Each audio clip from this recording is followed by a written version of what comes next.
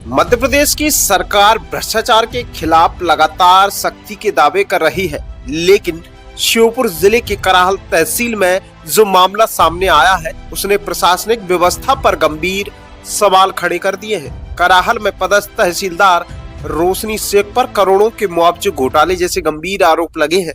खास बात यह है कि यह आरोप विपक्षी दल के नेता ने नहीं बल्कि बीजेपी के जिला उपाध्यक्ष ने लगाए हैं। तहसीलदार पर यह भी आरोप लगे हैं कि जिंदा लोगों को सरकारी रिकॉर्ड में मृत बताकर दूसरे लोगों के खाते में राशि डाली गई और बाद में एजेंटों के माध्यम से उस राशि का आहरण किया गया। अब इस मामले को लेकर प्रशासनिक और राजनीतिक गलियारों में हड़कंप मच गया है।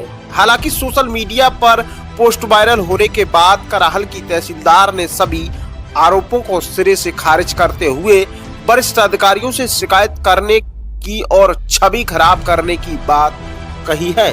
वहीं इस पूरे मामले में कलेक्टर शीला दाहिमा से बातचीत की गई तो उन्होंने स्पष्ट कहा है कि एडीएम साहब से कल इसकी पड़ताल करवाई है।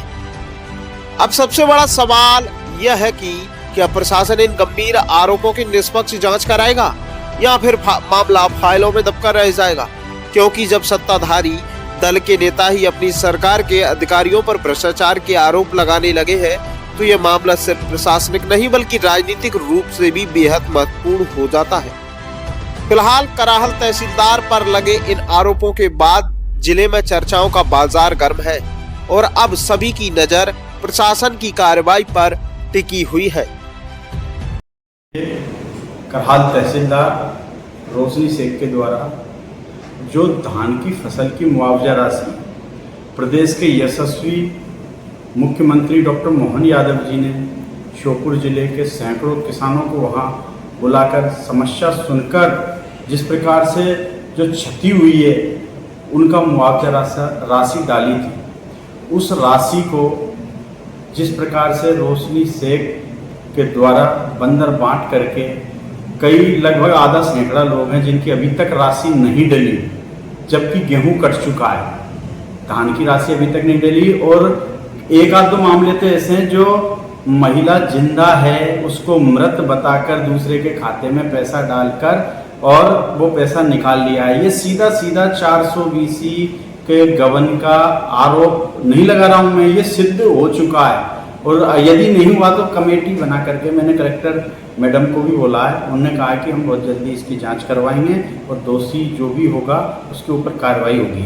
अभी हाल फिलहाल कल एडीएम साहब गए थे, उनने कार्रवाई करके मुझे लगता है शायद पटवारी को निलंबित किया है। और भी इसमें जो लोग गरीबों की, आदिवासियों की इस मुआवजा राशि को खाने का काम करेंगे उनको किसी भी प्रकार से हमारी सरकार बख्शेगी नहीं और जो आरोपी है उनको बहुत जल्दी सजा भी इसकी मिलेगी। मेरे पास तथ्यात्मक रूप से जो राशि मैडम के आईडी से डलती है, तहसीलदार मैडम ने अपनी आईडी से राशि डाली है, बेनिफिशियरी पूरा देखा जाता है। जैसे कमलाबाई के नाम से डाली है राशि, कमलाबाई के खाते में न जाते हुए किसी अन्य व्यक्ति जितेंद्र के खाते में गई है, जबकि जितेंद्र नाम का व्यक्ति का कोई पूरी सूची में नहीं है नाम, फिर भी उनके खाते में राशि कैसे चली गई? मैं पूछता हूँ आपसे। जांच करवाइए, जांच का विषय है। राघवेंद्र सिंह आरोप लगा सकता है, लेकिन जांच करोगे तो ये सब चीजें पाई जाएगी। देखिए, ये हमारी सरकार है। इससे पूर्वी जो तहसीलदार थी जिसने बाढ़ राहत घोटाले में गरीबों का पैसा हजम किया है, वो आज सलाखों के पीछे है। हमारी सरकार किसी दोषी को बख्शेगी नहीं, आप निश्चिंत रहें। हमने अवगत भी करवा दिया है हमारे वरिष्ठ नेतृत्व को, बहुत जल्दी आपको परिणाम देखने को मिलेंगे।